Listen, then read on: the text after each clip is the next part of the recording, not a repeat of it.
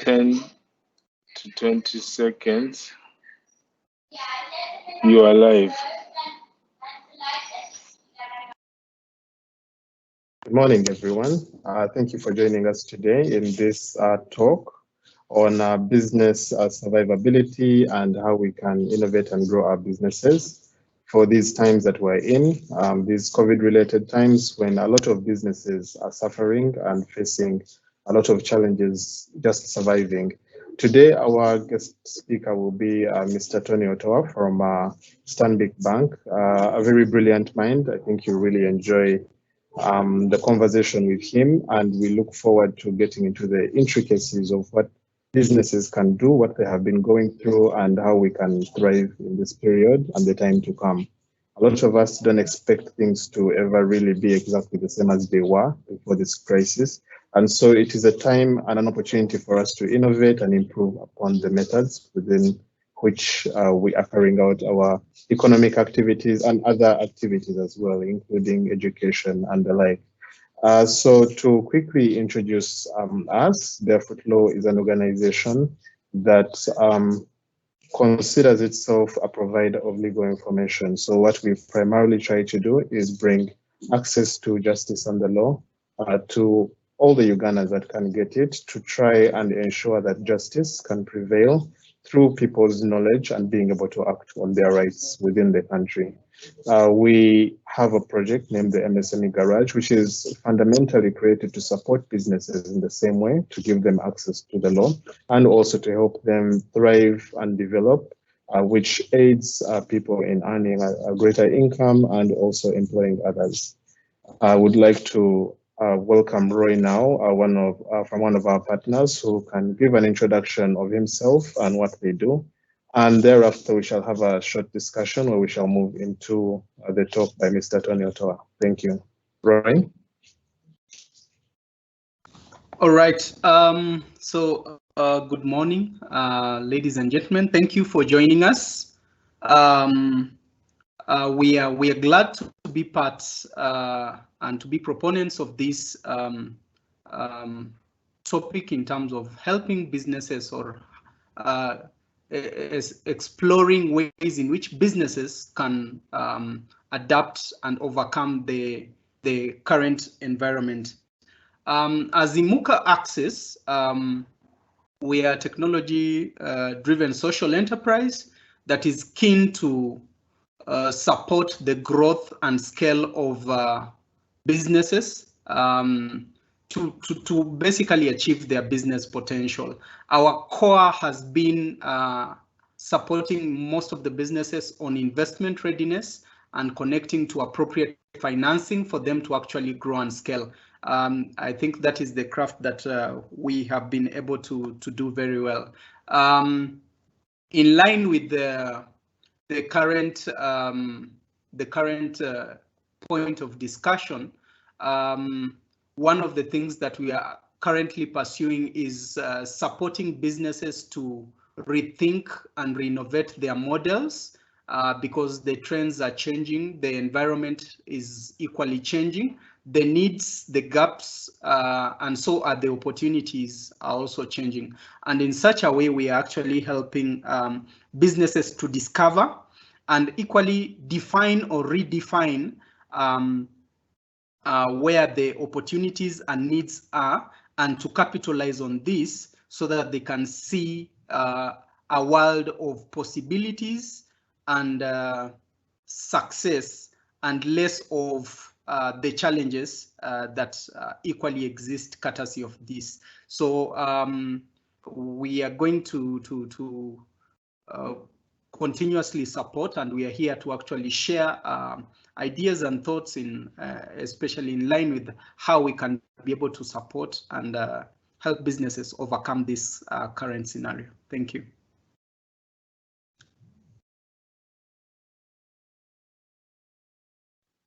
Thank you very much. I think we are now ready to start. I think for any individual or business owner who would like to get in touch with us, there will be an opportunity to do that afterwards. I'm sure there are so many people who are interested in joining and getting to know more about what Imoca Access does, so we can get into that a bit later.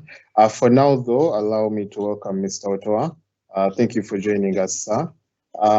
Maybe you could start and give us a preliminary introduction into yourself and what you do, and what your thoughts are on this situation. Thank you.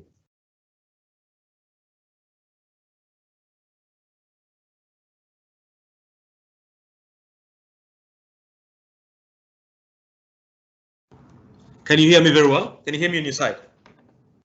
Yes, perfectly so. Okay. Perfectly so. All right. So, I like the mask. I should have worn my mask as well. I've been in a series of government meetings at the Ministry of Finance where masks are essential. So that is kind of like the best place to actually see the need for them. But yeah. So good morning. I am a little bit sad that we're starting late, but I hope that we can maximize the time that we have for this discussion. So just as a way of introduction, my name is Tony Otoa.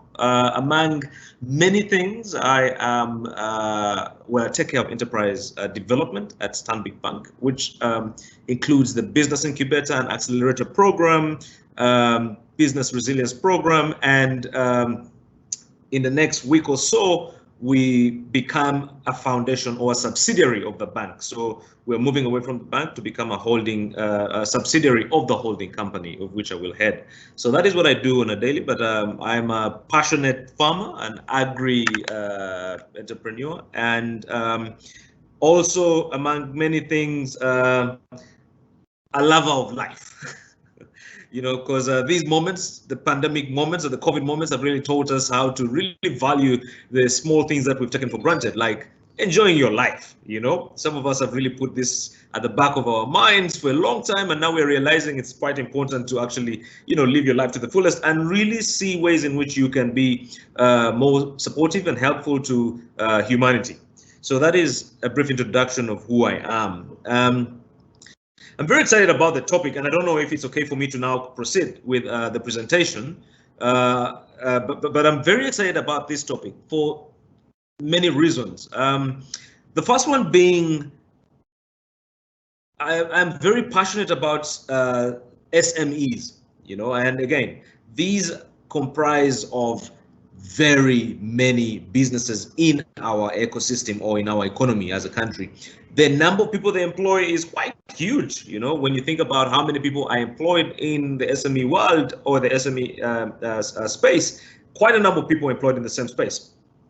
But again, within the same, in regard to the COVID pandemic, we can also see that there has been a lot of negative vibes coming from the sector. We see very many companies going bust. Very many companies might not actually be able to stand the test of time in the next few months. We see very many people losing their jobs. So many livelihoods are going to be affected. And again, many people are going to probably go back to square one. But again, I also believe that within these situations is an opportunity. And I always believe that during a crisis is also when you find a lot of opportunity. And how do you find an opportunity? It's when you rise above the storm and become more resilient, find your a niche and really make yourself credible in regard to how you do your business. So my topic today was very, very focused. And I think it's a topic that really looks at, if I just may pull this up, how do you adapt in this kind of environment? How do you adapt in this COVID environment? Now, I don't know if many of you have been watching my show, which is the SME Connect, that has been going on for the last 2 months. The idea behind the show was to really understand what businesses out there are going through. And we have been looking at sector by sector to really understand the impact of COVID or the COVID pandemic on their businesses. And I'll be very honest with you that every single business has been affected. For some in a very negative way and for some in a very positive way. So we cannot run away from the fact that some guys have actually benefited. If I was a sanitizer guy, I must be doing very well for myself. But also for some of the guys who have decided to rework their businesses, rework how they do things, remodel their business strategies, they're making a killing out there. However, the bulk, the majority have really, really struggled. Now, if some of you have engaged with the EPRC study that just came out this week, you will learn that close to 68% of the businesses do not understand or know how they're going to survive in the next month or so. More than 90% do not actually understand or do not see themselves really making any money this year.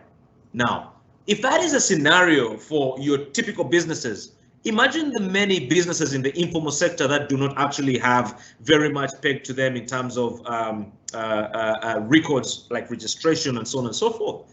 You know, because I guess, and I also believe that this study really focused on many of the businesses that are,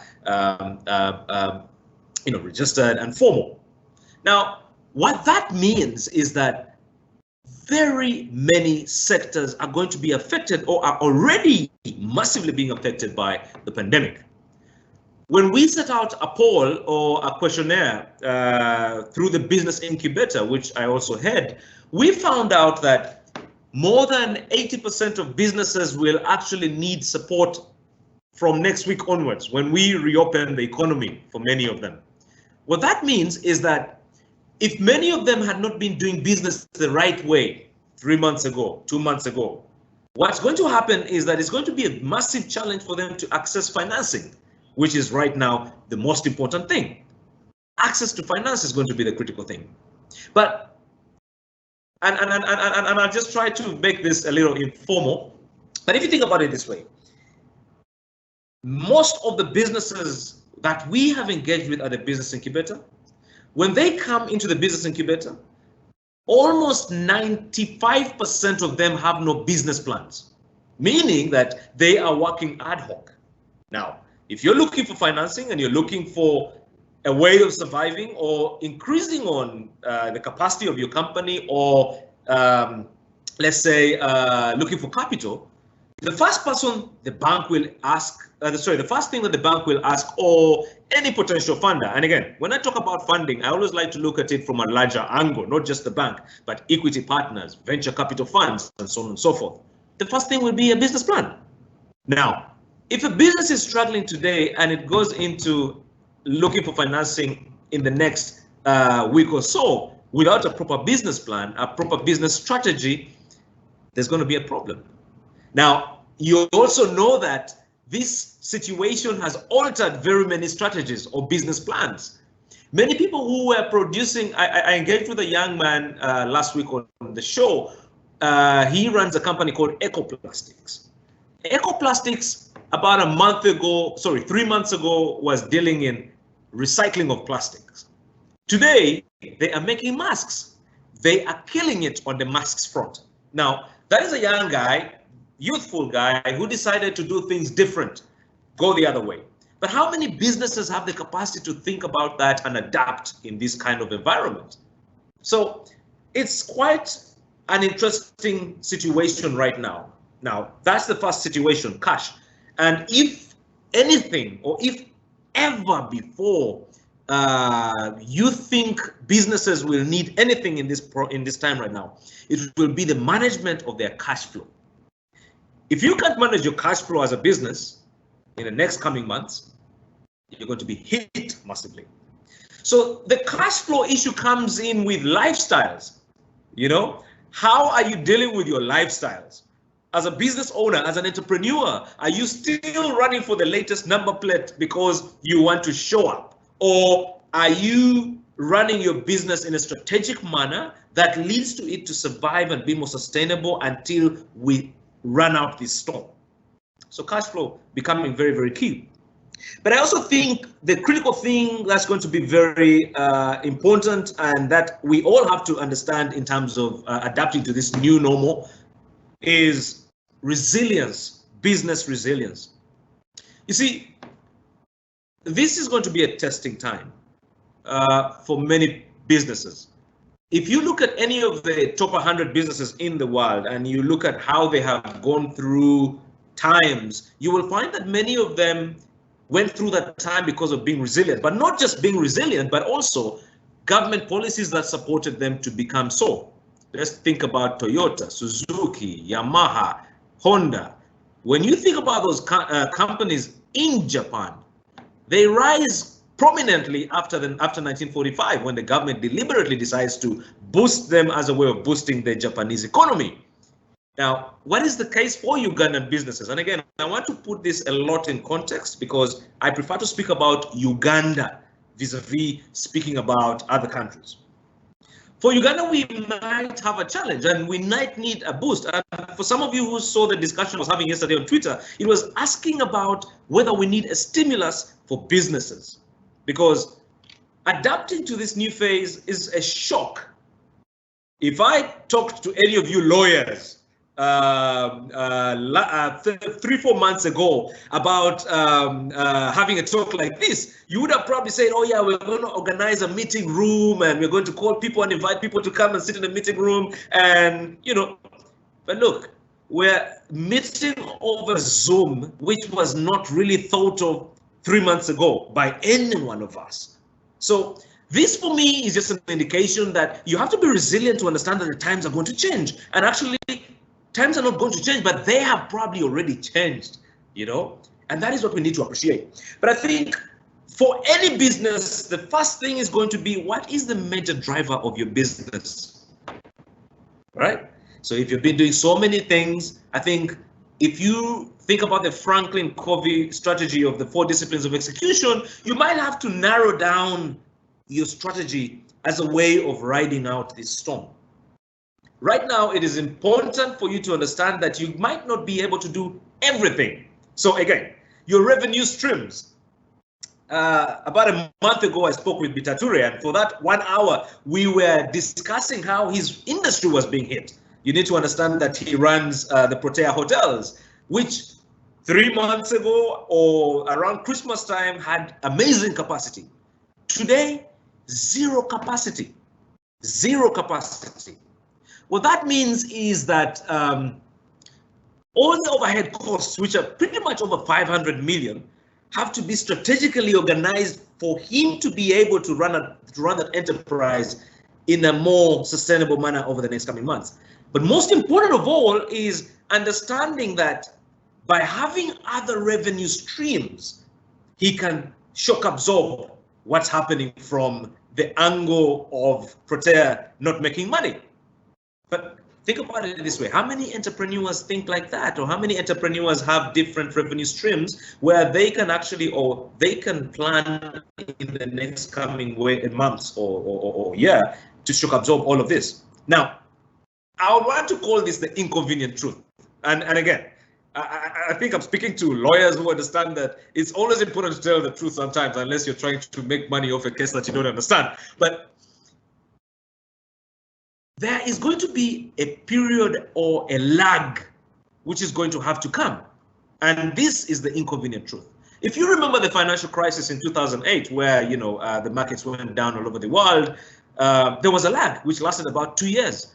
If you think about the craziest time that the world actually went into such a situation, it was around the Great Depression in the 1930s. This again happened, or what happened after that was a lag. Now, what you need to understand is that what we are dealing with has never been seen before. The last time this happened was probably 100 years ago when the Spanish flu happened. You understand? So for many people, no one was prepared for this. No one actually understands how to deal with this yet. Even the world's superpowers that we thought understood how to do this still don't understand how to work around it. And more so, work around it to support the local businesses to grow, become better, but also grow the economy and bring it back to life. So back to the point, understanding your major drivers of your business is going to be very critical. So business guys have to really understand that it's not business as normal. They have to prioritize, strategize, and work their way out. The other thing, again, is analyzing of the resources that the business has. You see, the biggest challenge for many businesses right now is the human resource. But coupled with that is the other resources that the company might have or have access to that they can use to be able to continue or have business continuity. What we have seen over the last 2 months is a lot of layoffs. Now, I will shock you. If I asked anyone if they thought the medical world or the medical guys are essential workers, you would all say, yes, they are.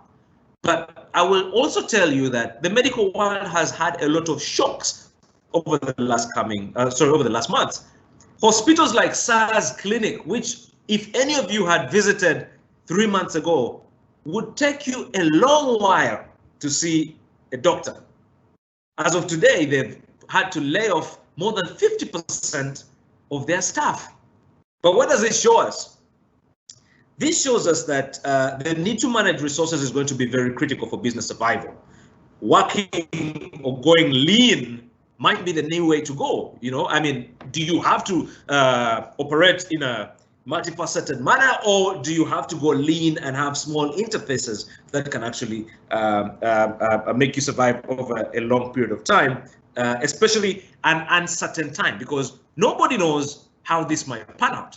If I asked many guys in, and again, for many of you, I believe flying was your thing, you know, taking pictures on the plane and, talking about your new destination. There's uncertainty in the aviation sector. So nobody knows how long this will go. And again, probably until we have a vaccine, but for many businesses, this is a shock.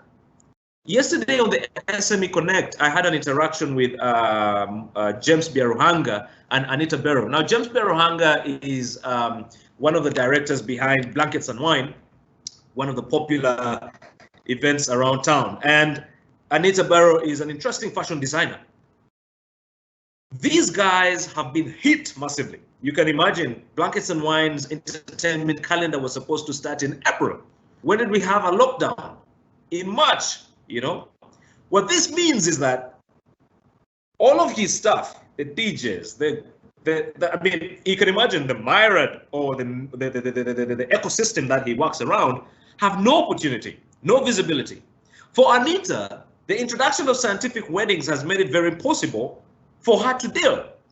Okay, so what this means is that they cannot sustain a huge resource without thinking of other ways of making money, reinventing themselves, strategizing, and becoming adaptable to the new situation. Think about it this way, and I think adaptability is going to be very key. You know, someone said something about human beings. You can throw us anywhere, and we shall adapt. We shall learn how to survive.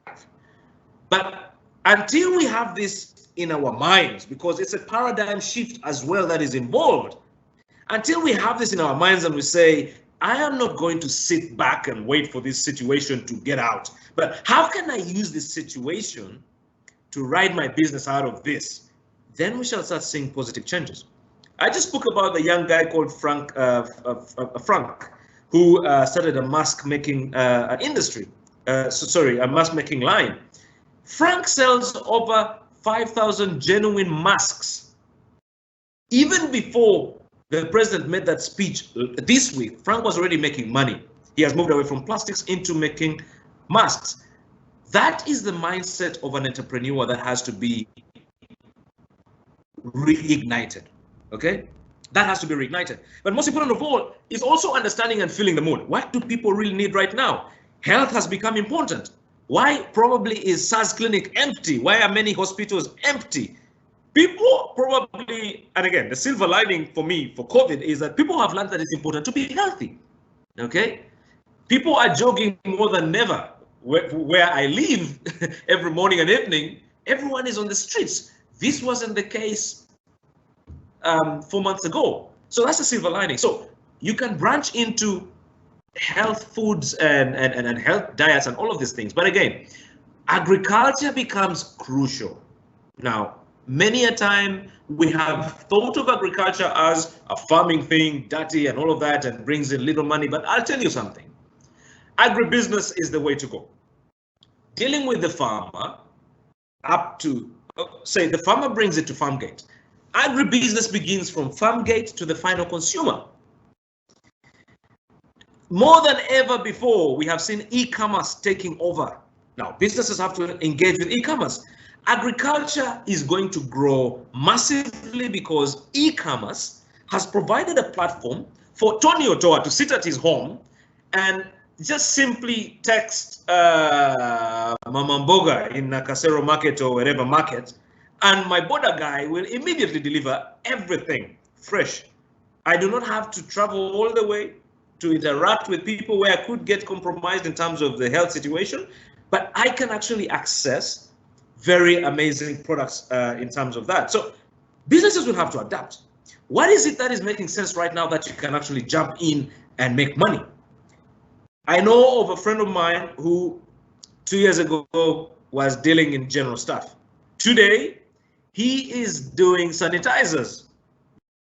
Now, if I asked him if he can go back to the same business, when I asked him if he could go back into the same business, he said, you know what? Sanitizers are here to stay. Because I can ask any of you lawyers, how many of you use sanitizers or would use sanitizers on a daily basis? I, for one, thought it was a Masape thing, you know? I mean, really, why are we getting into this sanitizer nonsense? But now, I have sanitizer in my car, I have sanitizer in my house, I have sanitizer everywhere I go. When I go to some friends' houses, one of them has a spraying machine that sprays the whole, I mean, we have evolved. Now there's a demand in that area, but also the areas that complement that business line are also evident. So I think for me, it's important for us, again, going back to my point, analyzing the existing resources that we have and building new capabilities. Because if we cannot build new capabilities, I am telling you, you might as well just sit down and let other people trample over you and survive. Now, I think what is important as well is what opportunities can you identify and exploit locally, but also internationally. At home, I have new interesting rice that I have been getting in the last 3 weeks. The rice apparently comes from Tanzania, and it's a woman who I only met off Facebook, and she's been delivering at a very good price, and I have managed to get more people to get from the lady. The same thing has happened for a lady who delivered chicken to us. And again, you'll understand that all of these industries have been hit hard because their core customers are not operating. The hotels, the restaurants, and so on and so forth are not operating. So the demand for eggs, chicken, rice, all of these things is very low. But these guys have thought and said, you know what? Maybe we deliver to people's houses at a good price. The beauty about that is that they're constantly now having demand for their products. That when the restaurants happen, it's a double gunshot. You know, you're supplying the restaurants, and you're also supplying the customers you've just started now getting on board. So that for me is really understanding where your markets are and how you can actually enhance them. At a local level, for our businesses that we have started to appreciate and love, and again, this period has really brought out the entrepreneurs in many of us, by the way. I know for sure that many people will go back to work thinking, you know what, this 9 to 5 is actually a boring thing. I have enjoyed what I've been doing through this period, and I've been making money, which might actually even be more money than my workplace. So what has been our side gig, and again, I hate that word side gig, and I like to call it the hustle we are trying to deny ourselves of.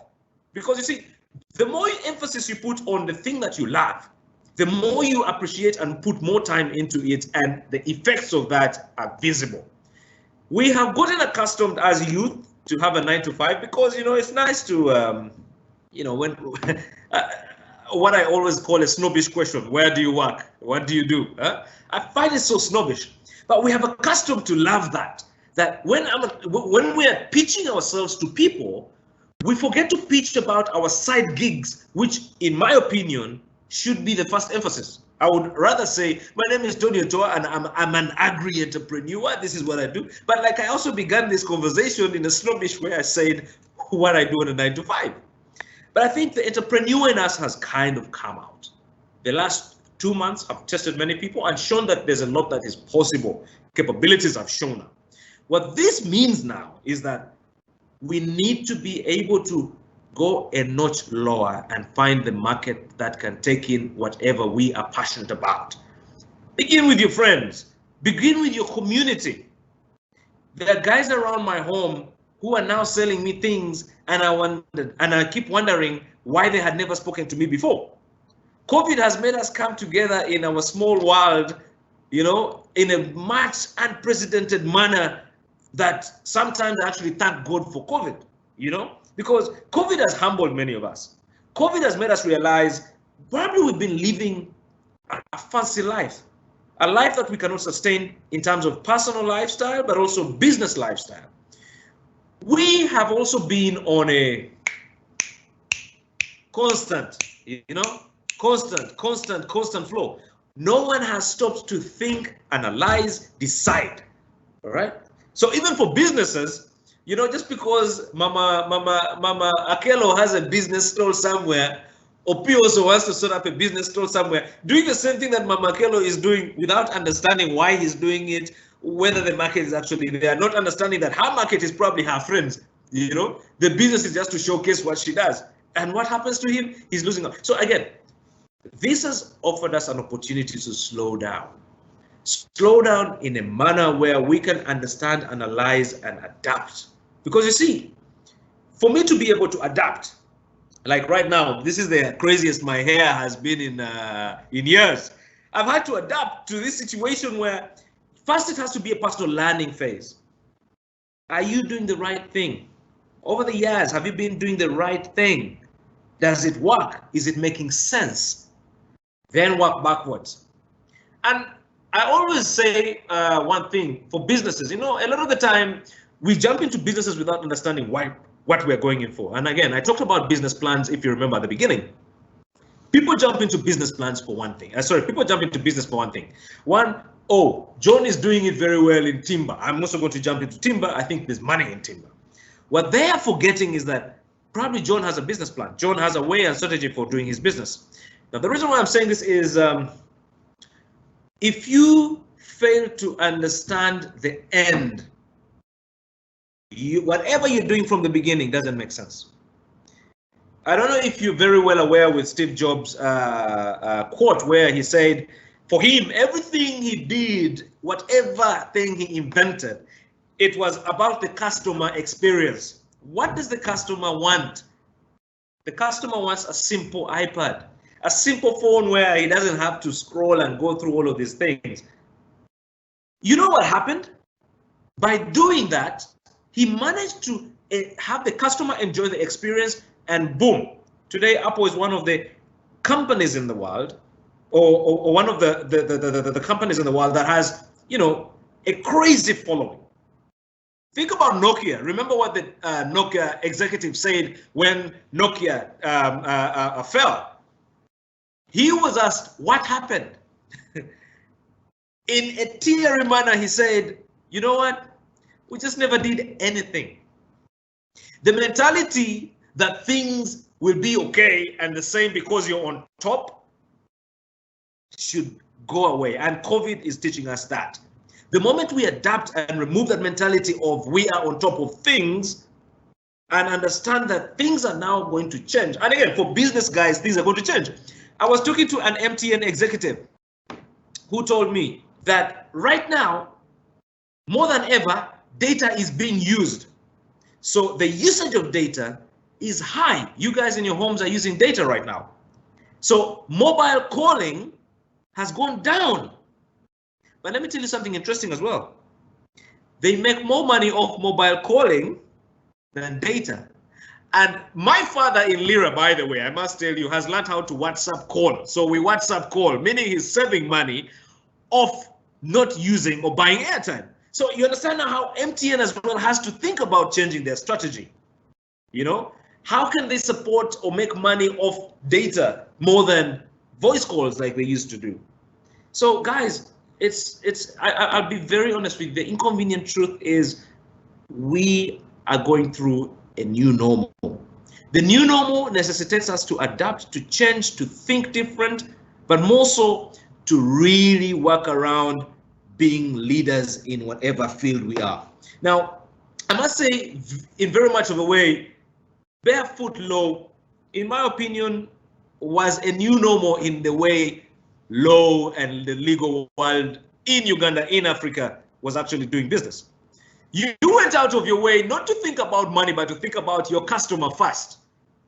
How many guys do that? Because I studied law. I've never practiced law any single day, but I'll tell you one thing.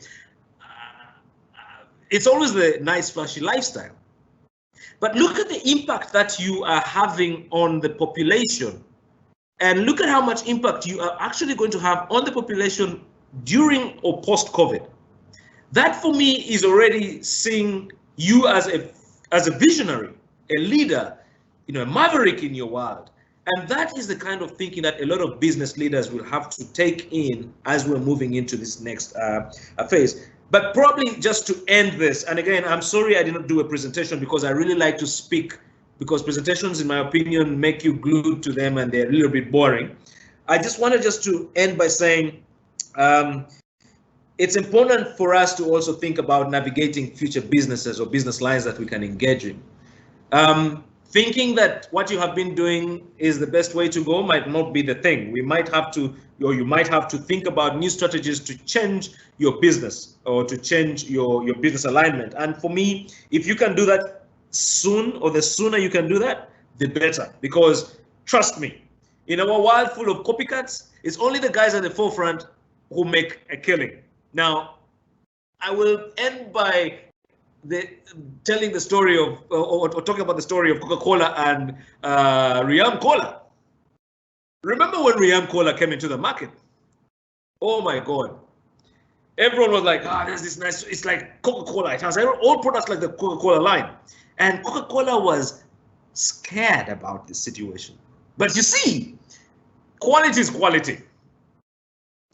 If you think about how Riam has really struggled to dig into the market by even focusing on the rural population, which they thought was going to be an easy kill, Coca-Cola managed to counteract that by also producing the same sizes and the same pricing, meaning they understood that they also had to work with the competition. But the thing that the point that I'm making is that by Coca-Cola being at the forefront of this industry, they've managed to maintain that order within the industry. So it's important for you to navigate your future businesses and personal transitions. As a business owner, as a business leader, your personal running of your personal business is going to be crucial. It's not going to be business as usual. If you were planning the latest number plate, what comes after G? Okay, whatever, the latest number plate. You might have to put it on hold, you see, because times are going to change. Times are going to call for resilience, managing your cash flow, maintaining your budget, and working with what you can. Working lean, becoming more cognizant of the fact that you have to be sustainable to survive. And I think that is what I can end by saying. So that is how we can all adapt in these interesting times. Thank you.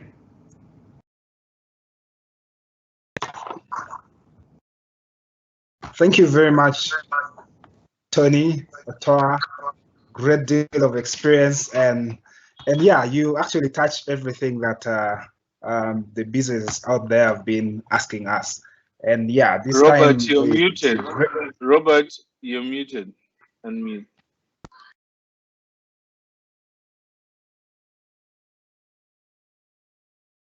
Robert, if you can unmute.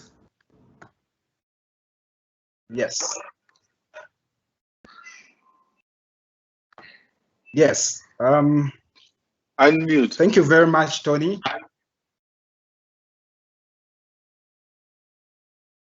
Yes, Alan, am I live? Yeah, you are. Go on, please. Yeah. Yeah, thank you very much, Tony, for that great deal of experience. You've actually tackled everything that our business have been asking for this past Robert, month. you're And still yeah, on mute for live. My session is unmuted. My app is. I've unmuted. I can actually hear Robert. Carry on. Yes. So thank you very much. You've actually touched all the areas that we have been wanting to know, or the business have been asking us. The intervention they can take during this lockdown, the lesson to learn from this situation, and the opportunities to explore. Before we close off, of course, a lot of business would want to understand the opportunities that come within the Stanbic Bank Enterprise Support Program. And also we have some few people who have been, who have asked questions here. I'll just go through. There's one that has sent a question that what strategy do you recommend for hardware businesses during these challenging times to boost their sales? Right. I'll be very honest with you. For the hardware world, you'll understand one thing. I guess, can you hear me? Yes, we can hear you, Tony. Right. So for the hardware world, you'll understand one thing. You need to understand that the world came to pretty much the world pretty much shut down.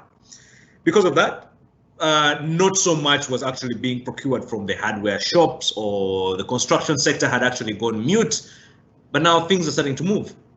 You need to understand that COVID is here with us. Yeah? Until we find a vaccine, COVID is here with us. So this lockdown will not happen for the rest of our lives or the rest of our time. What we have to do is to work around it. You know, how do we find ways of working around it? It's here with us. We are not going to deny that it's going to be here with us for some time until the vaccine is found. So all sectors, including the hardware sector, are going to finally come back to life. That is one thing. But I think it's also important for you to understand, or for many businesses to understand, that technology and the role of technology is going to be very, very crucial. For the first time ever, I saw Seroma and Hardware World talking of online platforms where you can order all of your material and it can be delivered on site. Now, that is probably something that you could think about. You know, how do you work around bringing your business closer to the end user or the customer? Because let's assume I am Tony Otoa. I do not have a car with a sticker, but the hardware, construction was started about a week ago. What happens to my hardware opportunities? Now, Tony Otoa cannot come to your shop, but can you provide a platform for Tony Otoa to be able to access your products and have them at his site in a situation where he doesn't have to move all the way to where you are? I think for me, that is what you could do, and that's probably what's going to happen for many businesses. So first and foremost, let's embrace technology. Technology has come; it has come more than ever before. At the business incubator, I keep hitting my head on the wall, you know, because for a long time we were debating and meeting to plan a meeting, to organize a meeting, to work out a partnership with the refactory. And the partnership was premised around working around technological solutions for businesses, kind of creating avenues where businesses can incorporate technology in their operations and how they do work. I won't lie to you that for over the 3 months we had been discussing, we made a snapshot decision in a meeting which lasted 30 minutes. Now imagine if we had spent those 30 minutes doing that a long time ago, probably many of the businesses would have been going through the situation that they're going through. So we are adapting and putting in a lot of discussions on technology, and that has to happen in many of the businesses that are happening. Now, if there is ever a time that businesses need the support that comes from the business incubator, first and foremost, the business incubator is a free program, free, zero. You do not have to bank with Stanbic Bank to be part of it. So it's free. It is open to any entity, whether you bank with KCB or whatever. That is up to you. We take care of you. But most important of all is our new offerings that we are going to take on board post-COVID starting from next month. From next month, we are going to start a program which is all about business survival. How can we support a business to survive? How can we support businesses to survive? And I think that for me is a key, and that is where we're going. So we want to, and we have developed a program which looks first of all at finance management and cost management. Very key, because again, most businesses right now are going to need one key thing: survival. Survival. Now, I mentioned the lag. And I also mentioned that many people are going to be unemployed. The inconvenient truth, right? That means that in the same manner, purchasing power is going to be low. So if purchasing power is going to be low, how do we work around surviving as businesses? You know, the hardware guy, Otoa has no job and he was building something, but is now keeping his money to survive. How does the hardware guy survive? That is very, very key. So our program is going to be focusing on financial and cost management. Very, very key for your entrepreneur. Business strategy and marketing. How are you positioning yourself in these new times? How are you marketing yourself in these new times? Are you still going on with the same storyline that you had before COVID? Or are you changing your storyline to accommodate the new discussions and deliberations on COVID? Or that have been created by the COVID situation. That is two. But also leadership and leadership organization. Governance is going to be very key. More than ever, we see governance becoming one very important pillar in how businesses operate. You know, for a very long time, businesses have been run as a family. You know, the father is the director, the mother is the director, they are the business owners. If they quarreled in the night in their bedroom and they came to work the next day, there are issues in terms of business running or operations and so on and so forth. What we are trying to say is, can we support these businesses to think about governance within their businesses? We can support them with organizing and working on board structures, for instance. We would like to work probably with BarefootLaw to come on board as one of the business advisors at the business incubator, to be able to be on a panel that provides legal advice to these businesses. BarefootLaw is commissioned and paid for by the business incubator, and BarefootLaw provides that support to as many businesses that go through our system. That is what we want to do, because that supports a lot of businesses in terms of governance, decision making, and again, a lot of the legal issues that they face on a daily. But also personal development, very, very key. You know, many of us think we are built to run businesses, but times like this are going to really test people at individual levels. Your ability to stay on your feet, your ability to stand tall in this crazy time is going to be paramount. It's going to be very important. So I think these are things that we need to try and put out for the businesses. And again, we do not only intend to do this in Kampala. We have opened up our centers in Gulu. We have, now Gulu is a hub, but it takes care of the north. We have opened up our centers in Mbarara. We have opened up our center in Mbale and another center in Hoima. The beauty about this is that it gives ability or opportunity to all of the businesses in these areas to be able to engage. That is the vision that we would want to see. Remember, I said this is free of charge. It is for your business. It is for your business survival. If you think it's important, it's very easy for you to actually access this support. And we want to do it with you. We want to walk the journey with you. And I think I would be delighted to see how we can support you to get your business staying afloat or staying resilient in these interesting times.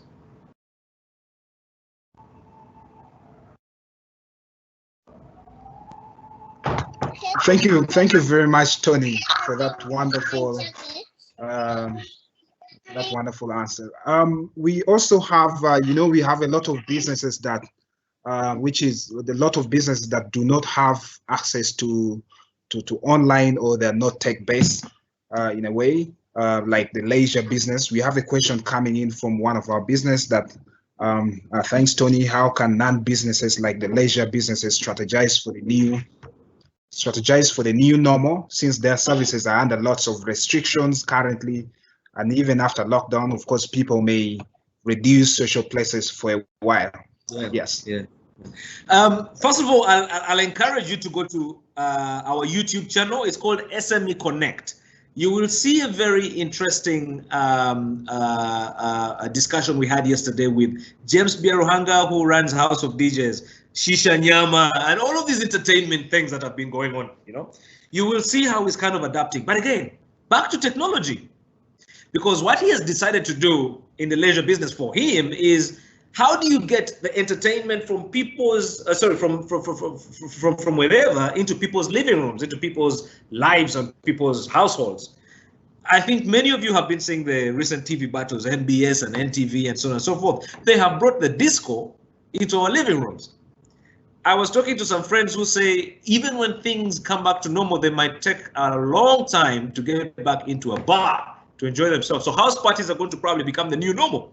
So in the leisure industry, how do you work around that? First and foremost, I think it's about understanding that things are going to change and things have changed. Mindset, things are going to change and things have changed. That's one. But most important of all, how do you leverage on technology to create or continue doing what you're doing? Many DJs have started putting out mixtapes. I mean, I for one, I had never known that Uganda had as many DJs like this, producing amazing mixes that can actually be enjoyed. I have listened to so many mixtapes and engaged with many of them in the last 1 month than I have ever engaged in the last 5 years. That for me is crazy. I mean, the potential in the leisure industry is really crazy. But most important of all is, you know, someone said they never knew that the entertainment world is essential, and someone actually called DJs essential services. And I agree, because you see, without music, your life is completely distorted. But you can see that technology becomes the pillar that is needed at all times, because for all interfaces that might have to happen or that are going to happen, technology becomes that very key pillar. And it's important for us to embrace it. It's important for us to commercialize our trades through technology. How does a DJ commercialize his trade through technology, through whatever forms are out there? I'll just probably end by saying 2 days ago on our Mwiri forum, there was a guy who is a DJ who was asked. He put out a link to one of his mixtapes and was asking us to pay him 5,000 shillings to get access and download that.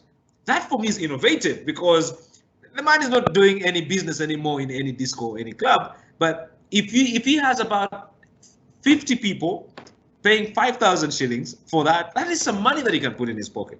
So I think technology is going to be very key in your industry, and we need to really understand that the new normal is really going to be about technology at the forefront.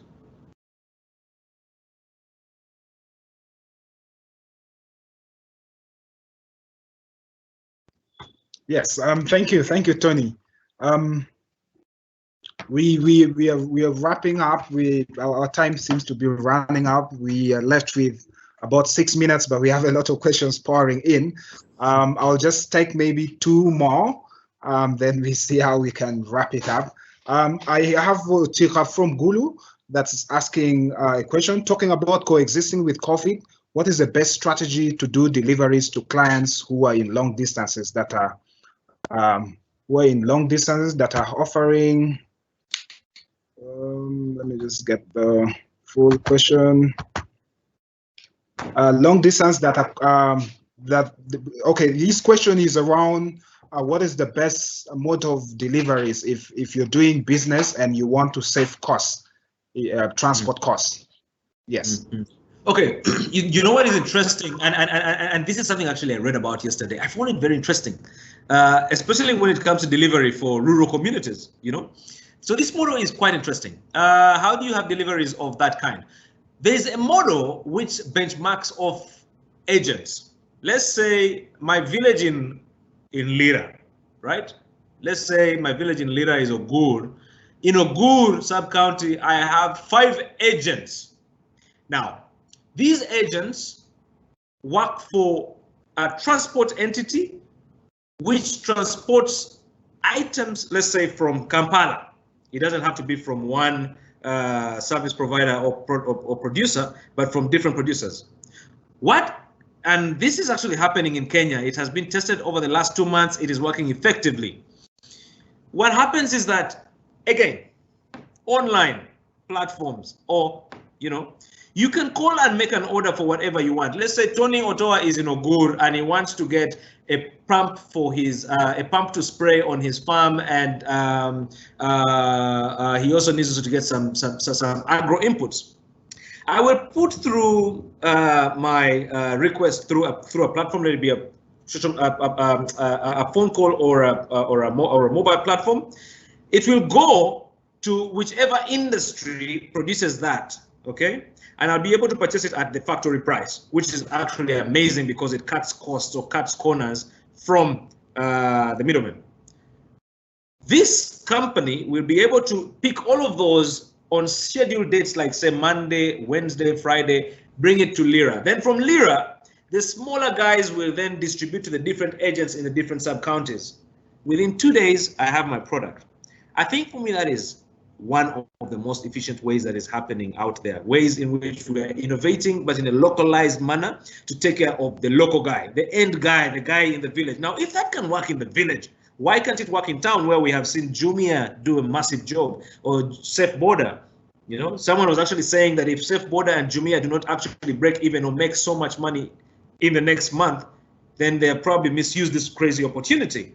So what I'm trying to say here is it is possible to get your product anywhere. Technology is going to, again, be at the forefront of this. How do I get my rice from Kampala to Arua, which is now a borderline district?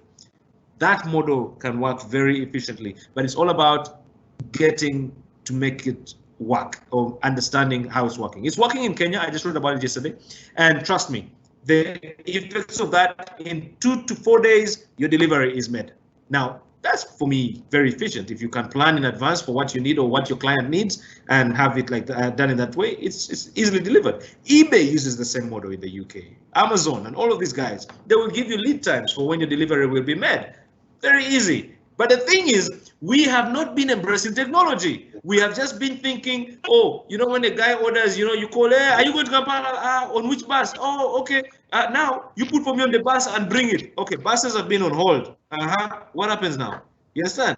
So we need to think and innovate because, like I said, COVID is here to stay for some time until we get a vaccine. We need to work around it. And that's what's key. That is very, very true. Yeah. Yeah, that is very, very true, Mr. Tony Otoa. One last question. People are really, really interested. They're asking how can they register for the business incubator, and how can, just tell us how the business, how they can access the SME Connect program. Okay. That you're holding. So, perfect. So let me begin with SME Connect, because I think it's where you can go right now and actually get a lot of these conversations that we've been having. We've had a conversation on the tourism industry with Amos Wekesa. That was the first one. We had the second one targeting the hospitality sector. This was done with Patrick Bitature. We also had another one with Agase Kalala, focusing on the agribusiness world. We had another one on the oil and gas sector with Elika Ruhanga. And we have had more diverse ones. I was just talking about the one yesterday with Biaruhanga, talking about the entertainment and the creative space. So SME Connect, just go onto YouTube. It's SME Connect. You will find all of the episodes from the first one there. SME Connect on YouTube. If you went to Facebook, look out for SME Africa. SME Africa is a page on Facebook. You will find, again, all of the videos as well uploaded on there. But this is a program that happens every Thursday at 4:30 live on YouTube, Facebook, and Twitter. Every Thursday, 4:30 on YouTube, Facebook, and Twitter. So you can find that there. For the business incubator, this is the beauty and the joy that I love talking about this, because it is something I have passionately fought for, and we have expanded. If you're in Gulu, you don't need to come to Kampala.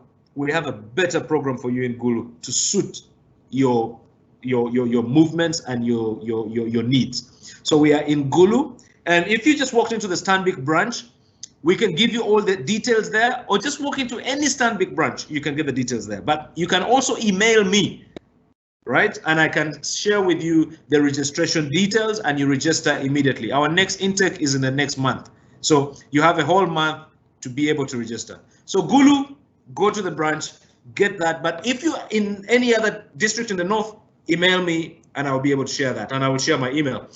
Do the same in Mbarara. We have also in Mbarara, same, catering for the west, all the way into Kabale, Kisoro. We have the same in Mbale to cater for the east.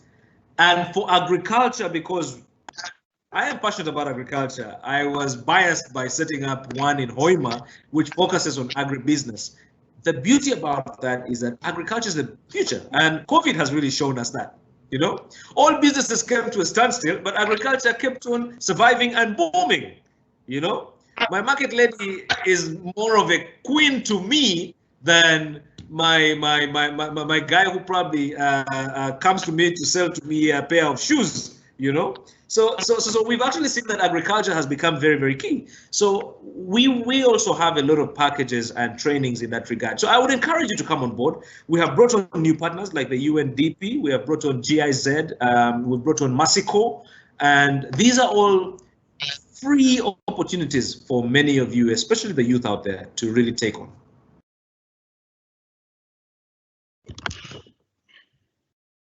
Thank you very much, Tony, for that wonderful insight. I'm quite sure our businesses have learned a lot today, and yeah, we can talk about business the whole day and the whole night. I'm quite sure a lot of experience in there. We have run out of time. Just your final word for the viewers. I think my final word, going back again to the topic that we have come up with, is let's embrace the new normal. Things are not going to be the same. Let's embrace the new normal. Let's learn from it, but let's also adapt to it. If you're a business guy out there, focus on these things. Cash flow is going to be very key for how your business runs. Focus on your resilience. How you stand tall and how you stand on your feet is going to be very crucial in terms of your business sustainability. That's very, very key. But most important of all, use this opportunity, because in times of crisis, opportunity arises. Never at any one point has a crisis been a doomsday thing. A lot of opportunities come out of that. Look and seek for that opportunity. It's out there grazing at you. Do not freak out. This is going to be around us. Let's make the use of it. That's all I can say. Thank you. Thank you very much, Tony, for that great insight. Yeah, thank you, viewers. We have come to the end of our session. We'll plan again to have more session during this lockdown. Mr. Otoa is always available. If you want to get in touch with him, please follow our Facebook page at the Msme Garage, at BarefootLaw. If you want to understand, if you have legal problems or you have legal questions, you can follow us online. And yeah, the BarefootLaw team, our lines are always open. You can just dial in and we'll be of help.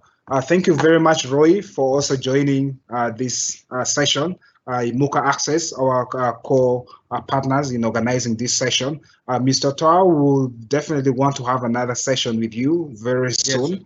Yes, our businesses would want to understand more things in regards to business development and support. Thank you so much for joining us in this session. Thank you very much. Thank you for having me.